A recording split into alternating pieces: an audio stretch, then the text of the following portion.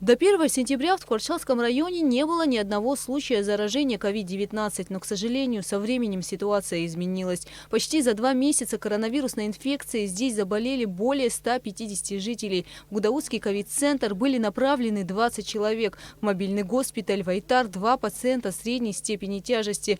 Выздоровело 47 человек. Как известно, сейчас здесь идет строительство больницы. На это время медперсонал Ткварчалской ЦРБ перешел вот в это небольшое здание. Мы планируем в течение 10 дней открыть стационар в строящемся здании в поликлинике на 15 коек. Руководство страны нам помогает в приобретении коек, инвентаря, оборудования. Минздрав нам выделил медикаменты для пациентов, антибактериальные препараты, противовирусные препараты, антикоагулянты.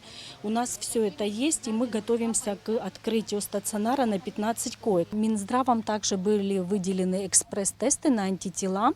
По получению, второго теста отрицательного мы проводим пациентам, экспресс-тест на антитела. У 5 пациентов уже мы провели такой тест, где были и иммуноглобулин М, и G. Анализы на ПЦР здесь можно сдать с 10 до 2 часов дня. После завершения забора все биоматериалы отправляют в республиканскую лабораторию СЭС. Здесь, в бывшем инфекционном отделении Ткварчалской районной больницы, принимают больных с подозрением на COVID-19. Всего в день тестирования на коронавирусную инфекцию проходит около 35 человек. Всего в районе на сегодняшний день 82 заболевших COVID-19. Сейчас мы записываем наш амбулаторный журнал тех больных, которые сегодня приняли в ковидном комнате.